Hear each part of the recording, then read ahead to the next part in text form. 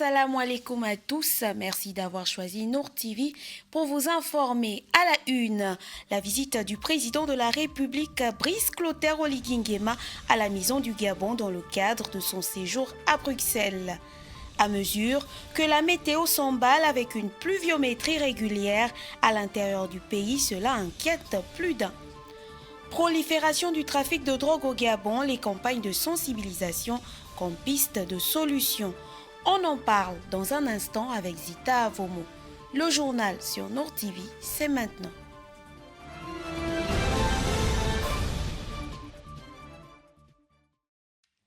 Démarrons ce journal avec l'actualité présidentielle.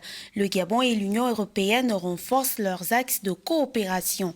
À Bruxelles, où le président de la transition, le général de brigade, Brice Clotaire Oligui Nguema, est en visite de travail à l'invitation du président du Conseil européen, Charles Michel. Les instances dirigeantes du Conseil européen et de la Commission européenne ont déroulé le tapis rouge au numéro 1 gabonais. À l'issue de la séance de travail entre Brice Clotaire Oligui Nguema et Charles Michel, le renforcement de liens de la coopération entre le Gabon et l'institution européenne a été la trame principale. Ruth Vanessa Nguessa pour les détails. À Bruxelles, où le président de la transition, le général de brigade Brice Clotaire Oligui Nguema, est en visite de travail à l'invitation du président du Conseil européen, Charles Michel, les instances dirigeantes du Conseil européen de la Commission européenne ont déroulé le tapis rouge au numéro 1 gabonais. À l'issue de la séance de travail entre Brice Clotaire Oligui Nguema et Charles Michel, le renforcement de liens de la coopération entre le Gabon et l'institution européenne a été la trame principale.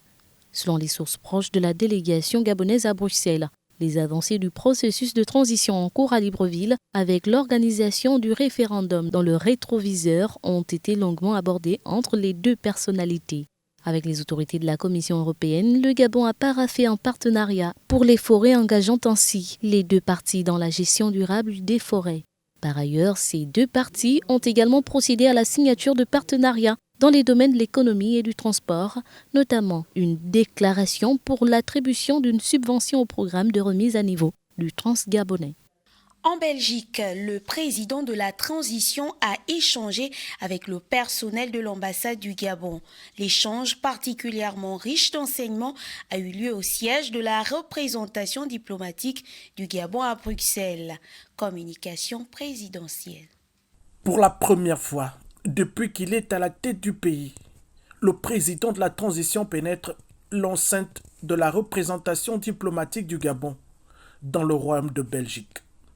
Au contact des réalités locales, à l'écoute des besoins des personnels affectés dans cette ambassade, le général Brice Clotaire Oligui Nguema a félicité l'ensemble des diplomates présents pour leur attitude, leur comportement exemplaire au quotidien en terre étrangère. On essaie d'améliorer les conditions. Donc ça, nous allons le faire encore plus davantage. Il a parlé, soyez francs, soyez rigoureux envers vous-même, en dénonçant les frais de scolarité qui méritent d'être payés plutôt que de chercher à alourdir l'assiette. Parce qu'après, on ne s'en sort pas. Donc soyez rigoureux dans votre manière de gestion des frais de scolarité. Dites au pays ce qui a payé. Saisissant l'opportunité de son séjour à Bruxelles, le président de la transition a également fait le tour du siège de la représentation diplomatique. Une visite qui a permis d'apporter, séance tenant, un soutien financier conséquent à l'effort d'équipement des services de l'ambassade pour un rendement encore meilleur. Toujours en Belgique, profitant de son séjour à Bruxelles, le président de la transition a visité la maison du Gabon, autrefois lieu de résidence des chefs des missions diplomatiques accrédités en Belgique, dont la bâtisse a été malheureusement laissée à l'abandon depuis plus de 14 ans et se trouve dans un état de délabrement très avancé. Une situation inacceptable pour le général Brice Clotaire Oligui Nguema, qui a décidé de régler la facture générée par la taxe foncière pour non-occupation de réhabilitation de l'édifice. Les détails avec Bienvenue Minko. Restaurer l'image. La résidence du Gabon à Bruxelles, ternie par 14 années d'abandon. Le président de la transition en fait une exigence, une ambition. Située à la périphérie de la capitale belge, l'infrastructure, autrefois lieu de résidence des chefs de mission diplomatiques accrédités dans ce pays, est tout simplement laissée à l'abandon depuis 14 ans. Et depuis toutes ces années, la bâtisse, faute d'entretien, comme on le voit, croule désormais sous le poids de son délaissement. Les taxes foncières de non-occupation générées par cette résidence en ruine coûtent malheureusement une véritable fortune aux contribuables gabonais. Une situation inacceptable pour le président de la transition qui a décidé lui-même en personne de visiter le site en état de délabrement bien avancé. Désormais, bien imprégné de la situation et pour redorer l'image du pays dans ce dossier, le général Brice Clotaire Oligui Nguema a donc décidé d'apurer la dette accumulée par ces longues années d'abandon avant d'engager des travaux pour la réhabilitation de ce bâtiment dans les meilleurs délais. Évoquons à présent l'actualité du chef du gouvernement. Le Premier ministre de la Transition, Raymond Nsima, a présidé ce mercredi une importante réunion de travail en prélude à la tenue imminente de la commission mixte Gabon-Serbie. Cette rencontre stratégique s'inscrit dans la continuité des efforts déployés pour renforcer les relations bilatérales entre les deux nations. Presse primature. Cette réunion stratégique entre le Premier ministre, chef de gouvernement de la transition, Raymond Nsima, et les membres du gouvernement concernés par la tenue imminente au Gabon de la commission mixte de coopération Gabon-Serbie, qui se tiendra du 3 au 6 décembre prochain, a permis de passer en revue les derniers détails logistiques et protocolaires liés à l'arrivée de cette délégation terre-gabonaise. Il y a une forte délégation conduite par son Excellence Monsieur le Premier ministre qui s'est rendu en Serbie dans le cadre de la coopération avec ce pays ami. Et maintenant, c'est la délégation serbe qui arrive au Gabon. Il y aura donc des séances de travail dans le cadre d'une commission mixte et il fallait donc que les choses soient bien préparées, bien ficelées, bien mises au point. Et Monsieur le Premier ministre a tenu à s'impliquer personnellement pour que cette commission mixte soit une réussite. La commission mixte Gabon-Serbie prévoit des séances de travail dans plusieurs secteurs stratégiques, notamment ceux de la communication et du tourisme. Nous avons une expérience très positive avec la Serbie. À l'époque, c'était la Yougoslavie, mais ceux qui avaient travaillé dans le cadre de la Yougoslavie étaient plutôt du côté serbe. Aujourd'hui, ils ont réalisé des infrastructures au Gabon. Il y a déjà une expérience pour ce qui concerne les travaux publics. Il y aura certainement d'autres secteurs comme le tourisme. Par exemple, il y aura aussi la communication et les médias parce que la vision du Premier ministre est de faire en sorte que l'on parle du Gabon et de l'Afrique en général autrement que sous le prisme des faits divers. Les discussions à venir pourraient déboucher sur des accords de coopération renforcés avec des retombées positives pour les deux pays. Les autorités gabonaises entendent saisir cette opportunité pour dynamiser les secteurs porteurs et diversifier les partenariats internationaux.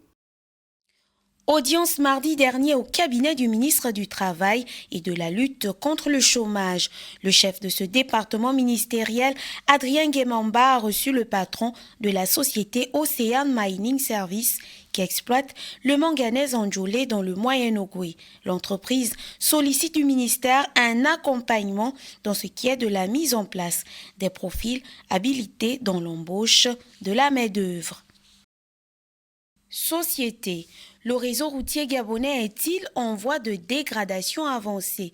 Celui de plusieurs quartiers de la capitale se caractérise désormais par des nids de poules à chaque 100 mètres.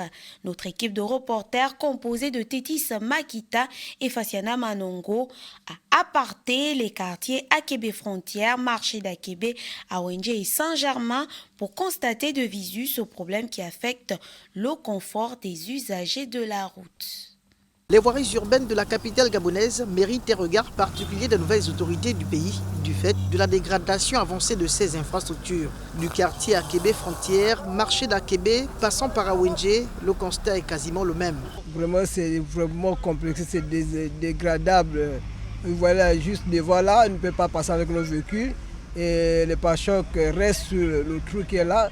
Je ne sais pas qu'est-ce que c'est la mairie qui est chargée de ça ou bien l'État, le TP, je ne sais pas. Et si c'est le TP, quoi qu'il doit venir faire quelque chose pour remédier rapidement à la route.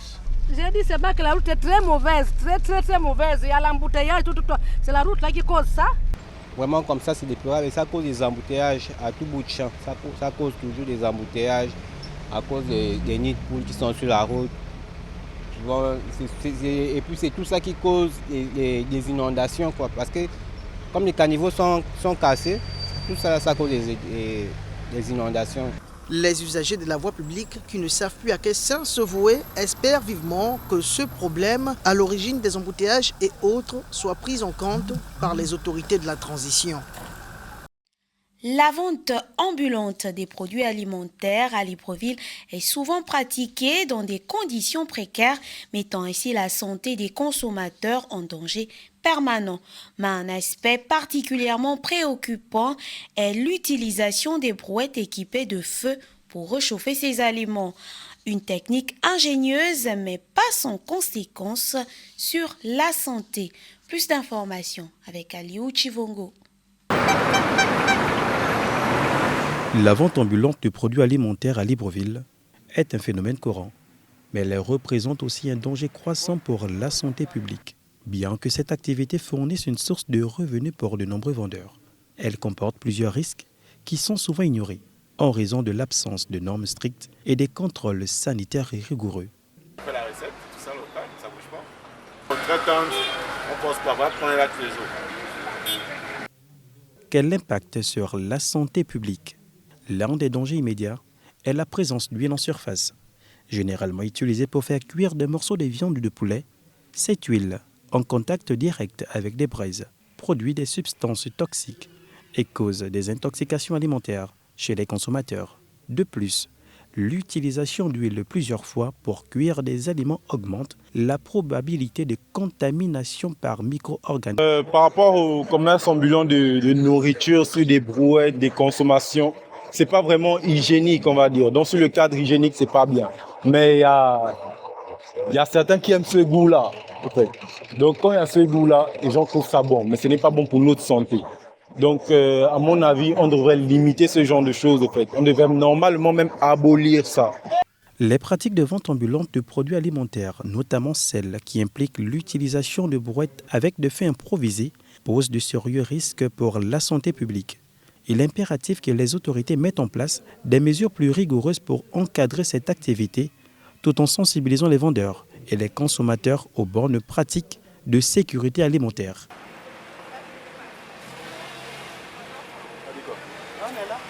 Je vous l'ai dit en titre, à l'intérieur du pays, à mesure que les pluies s'abattent, le niveau d'eau des marais et fleuves monte. Les populations de Lambaréné, dans le centre du pays, se mettent en mode vigilance avec un niveau d'inquiétude assez relatif, même si le pic des années précédentes n'a pas encore été atteint. Les détails avec Yves Malik. Il y a tout juste quelques semaines avant, la mire du centre de pêche indiquait le point zéro. Nous sommes repassés après au détour d'une mission au lac. Constat, elle a été avalée de 8 mètres. Comme partout, la façade fluviale est quasiment à fleur avec l'eau, conséquence des fortes pluies qui s'abattent dans la région. Une montée qui, pour l'instant, n'inquiète pas les acteurs de pêche. Dans l'insouciance, poursuivent leur activité. C'est pas encore un niveau inquiétant? Pour le moment, c'est bien, c'est stable. Pas d'inquiétude? Non, il n'y a pas d'inquiétude. Ils ont sans doute raison de ne pas s'inquiéter, car à cette même période de l'année, les rues comme La Carrière, Lalala, Adouma, Atié, Sekadou, premier arrondissement, ou même le port, étaient déjà gorgées d'eau. Une situation de répit, une petite bouffée d'oxygène pour ce lancers de bar situé en zone portuaire. À cette période, je crois que nous aurons déjà déporté nos activités vers la route, vers la station, puisque même les bateaux, à ce niveau-là, n'accostaient plus ici. Apparemment que tout semble mieux partir. Nous partons de cette crainte qui était devenue habituelle quand cette période, on ne pouvait plus vendre, on amondrait nos stocks. Mais aujourd'hui, quand même, ça a changé, c'est pas la même chose. Selon les services de la météo, bien que la fréquence de fortes pluies tente à diminuer, toutefois, la région demeure toujours en vigilance surveillée. Reste à surveiller aussi l'atmosphère psychologique qui règne dans les familles situées dans les zones potentiellement inondables. Prolifération du trafic de drogue au Gabon, on en parle dans ce journal. Le trafic de drogue prend de l'ampleur dans notre pays au regard de nombreuses saisies effectuées par les forces de l'ordre. Ces saisies illustrent l'ampleur grandissante du trafic de stupéfiants, une menace directe pour la jeunesse et la sécurité nationale. Les campagnes de sensibilisation dans les lycées et collèges du pays apparaissent dès lors comme une piste de solution. On en parle avec Zita Avomon.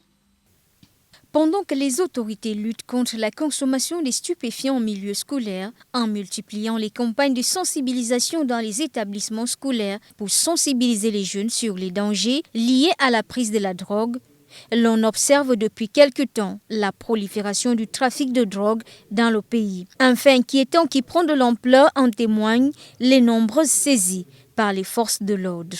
En effet, une tonne de cannabis en provenance du Togo a récemment été saisie au port mort de Libreville. Au total, 1,4 tonnes de cannabis saisies par la douane gabonaise. Une saisie record qui illustre visiblement l'ampleur grandissante du trafic de stupéfiants dans notre pays. D'autres coups de filet ont eu lieu il y a quelques semaines à Meyoki et Parbitam, dans le département d'Untem, où la vigilance des gendarmes a permis de mettre la main sur 2 jeunes Gabonaises qui transportaient du tramadol et du chanvre indien, dissimulés dans les protections hygiéniques qu'elles portaient en provenance de Kiousi, au Cameroun. Bien avant cela, d'autres saisies ont eu lieu dans la même zone dite des 3 frontières. Sans oublier les dealers disséminés dans les quartiers de la capitale. Toutes ces personnes ont pour principaux clients les jeunes. Comment expliquer l'expansion du trafic de drogue au Gabon? Est-ce la corruption des agents publics, le manque de moyens de lutte ou la porosité des frontières? Des questions qui restent sans réponse.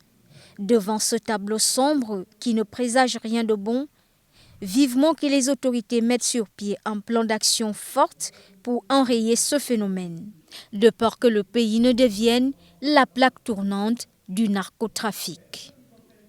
Place à présent à l'actualité hors de nos frontières avec Maria Levina. En Afrique du Sud, l'opposition est prête à voter une motion de destitution contre le président Ramaphosa si l'affaire Palapala est examinée par la justice. Alors que son contrat expire dans quelques mois, Mo Salah n'est pas encore fixé sur son futur en club. L'attaquant de Liverpool a déclaré dimanche n'avoir pas reçu de proposition de prolongation de la part des dirigeants. Mardi, le manager de Liverpool a tenté de calmer le jeu. 5 personnes ont été secourues et 4 corps récupérés mardi, un jour après le naufrage d'un bateau touristique au large des côtes égyptiennes. Le nombre de survivants atteint désormais 33, tandis que 7 personnes sont toujours portées disparues. Les Namabiens se rendent aux urnes ce mercredi à la faveur du double scrutin présidentiel et législatif. L'élection présidentielle s'annonce serrée. Consciente de la situation, la vice-présidente et candidate du parti au pouvoir mobilise les électeurs. Ainsi s'achève ce journal, mesdames et messieurs. Merci d'avoir choisi Nour TV une fois de plus pour vous informer. Sur ce, je vous dis assalamu alaikum. Restez câblés sur Nour TV.